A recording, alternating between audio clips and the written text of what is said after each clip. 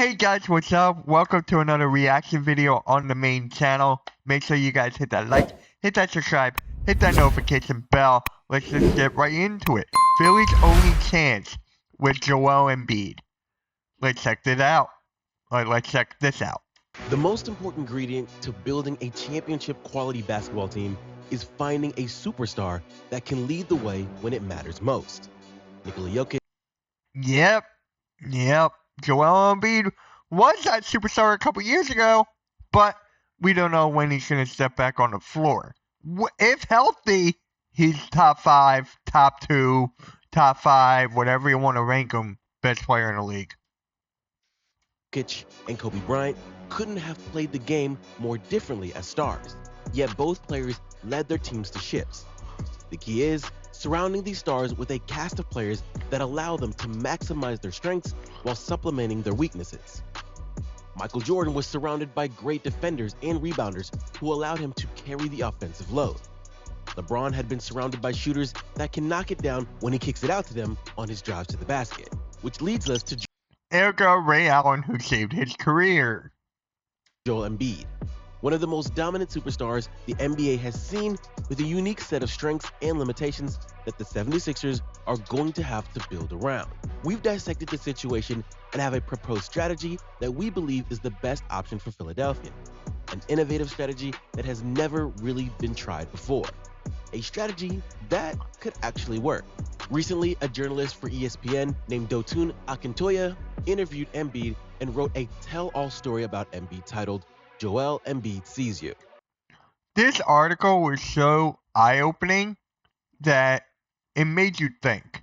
It made you think what Joel Embiid actually thinks about the Sixers and his whole situation with his health and whatever. And it's just like he also let it all out. It was like a crash out, pretty much. He had a crash out, and he just had someone to interview him for the article. That's basically it.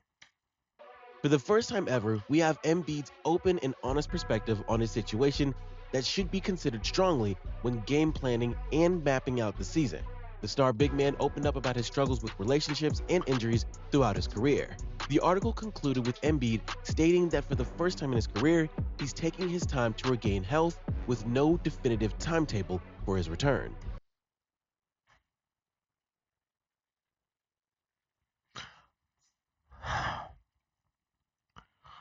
No timetable for his return. No timetable. Just to remind you guys, he has not even stepped on the floor. He has not even stepped on a basketball floor since he got injured. With the team, that is. Maybe he's done it in his house, basketball court, who knows. But as of right now, no basketball activities in the practice facility. God dang. He did say hopefully sooner rather than later. Analysts have reacted to the article with proposed strategies for how the 76ers could play Embiid considering his health limitations.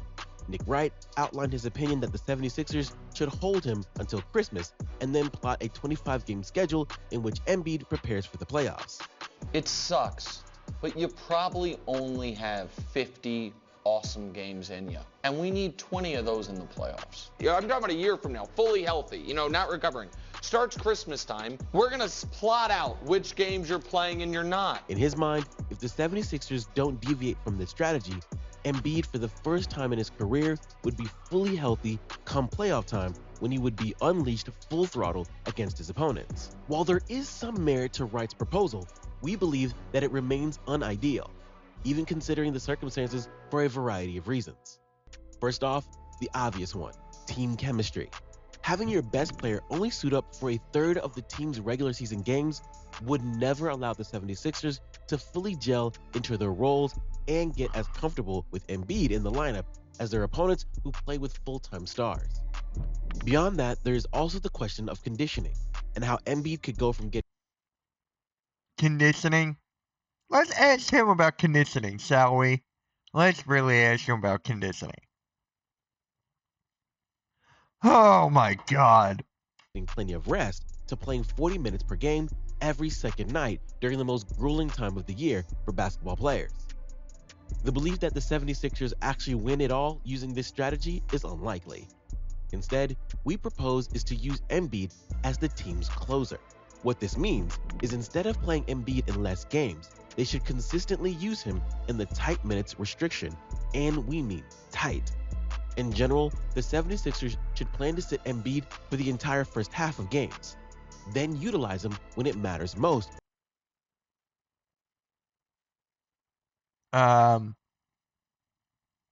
So let me get this straight.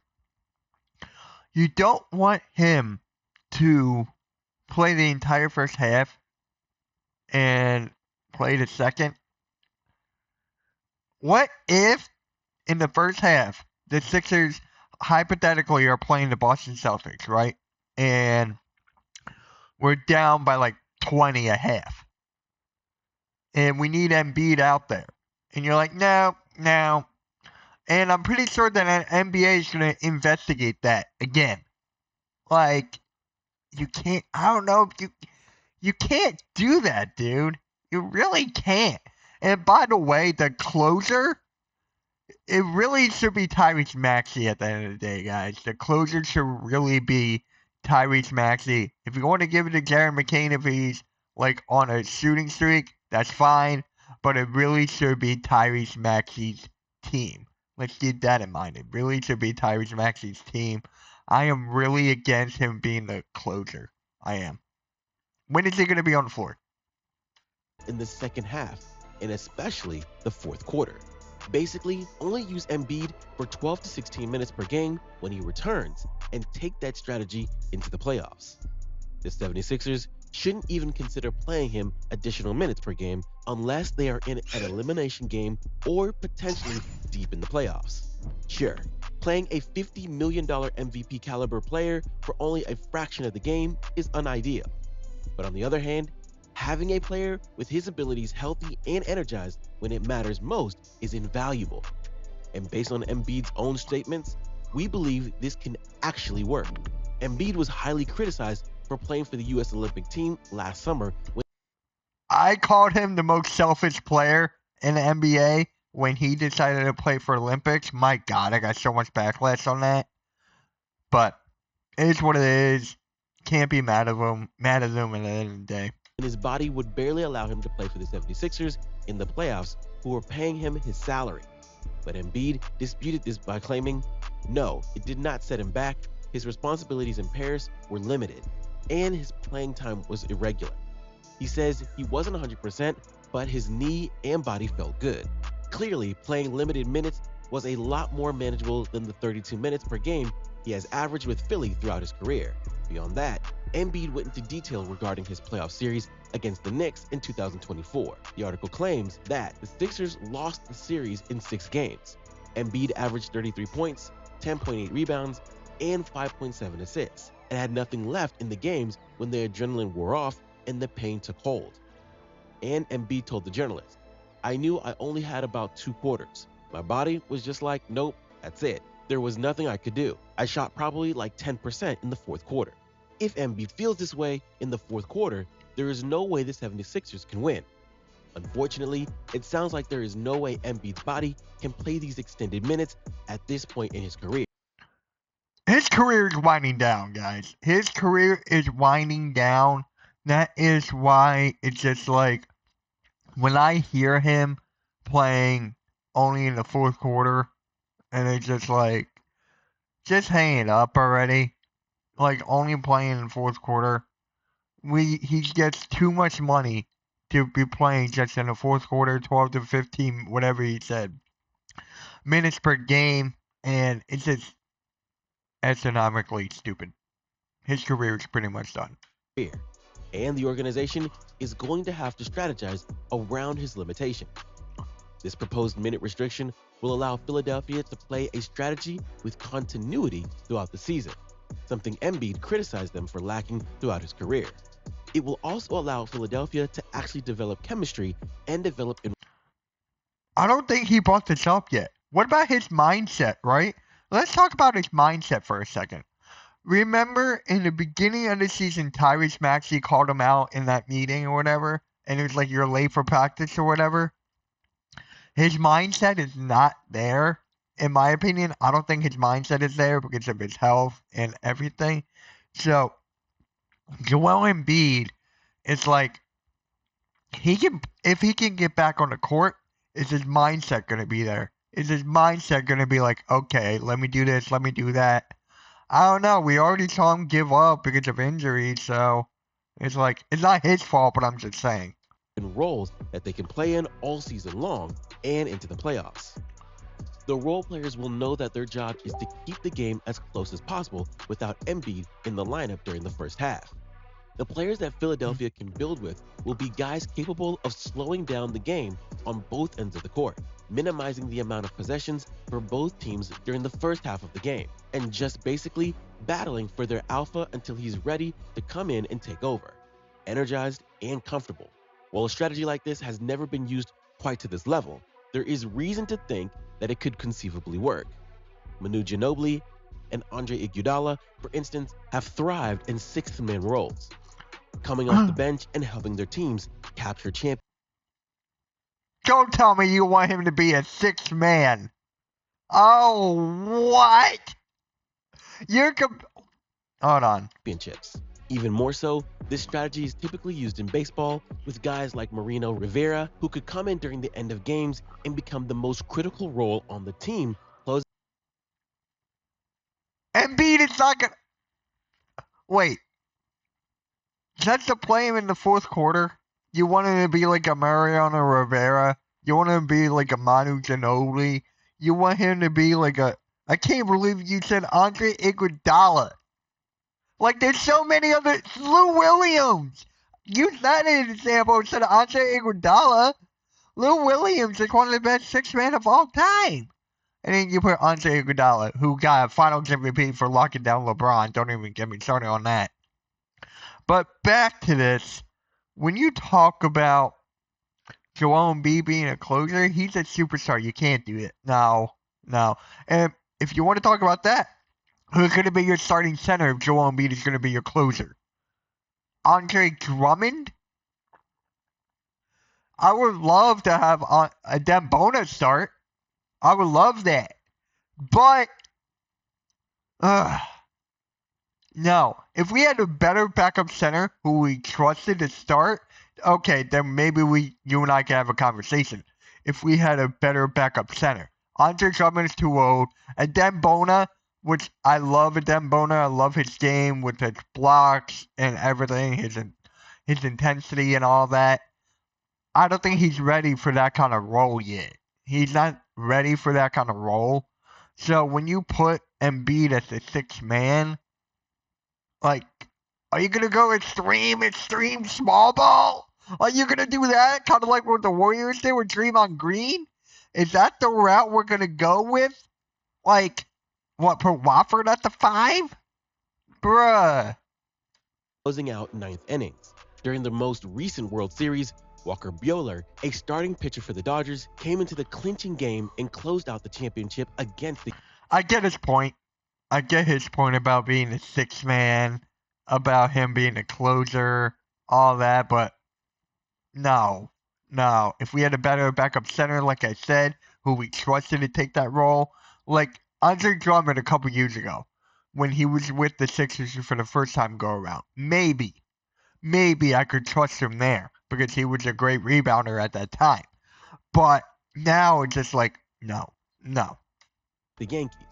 Embiid could learn to thrive in this role, and he has the talent to get into a groove immediately, as he has proven with his outstanding first quarter play throughout his career. I'm really against him being a sixth man. I really am. I mean, we don't even have a roster for that. Like, do we even have a roster capability of him being a sixth man? Let me know in the comment section below. While you're there, hit that like and subscribe, please. It definitely benefits the channel. But, I don't know if I like him as a sixth man. I really don't. While his stats will obviously be impacted, I don't think that matters at this point in Embiid's career. The thing with Embiid is that Maxey should be the number one guy. It's kind of like what happened with Anthony Edwards and Karl Anthony Towns. Towns stepped aside and let Anthony Edwards be that guy. Why can't Embiid be that? Why can't Embiid be that and have Tyrese Maxey be the guy? If that can happen, then yes. Okay, maybe we're getting somewhere there. But it comes down to Nick Nurse. Are they really going to allow Joel Embiid be the sixth man? No.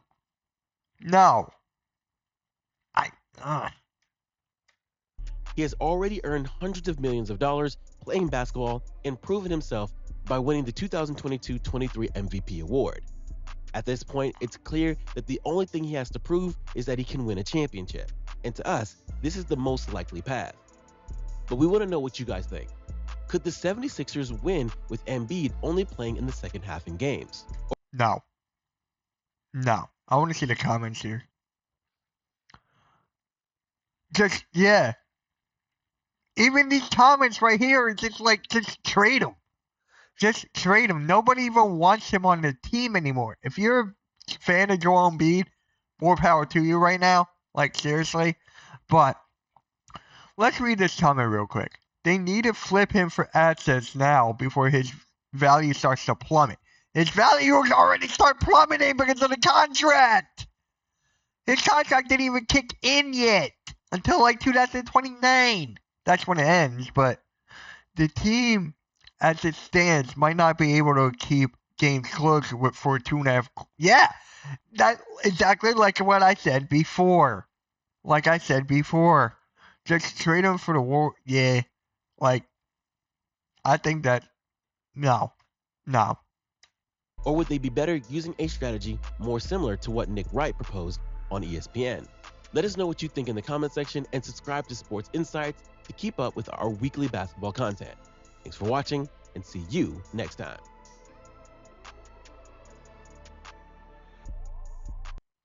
Alright. So there you have it, guys. Let me know in the comment section below. Do you want Joel Embiid to only play in the second half and him to be the sixth man? To me, that's the most idiotic thing I have ever heard. Let me know in the comment section below. Hit that like and subscribe. Catch you guys later. MK out. Peace.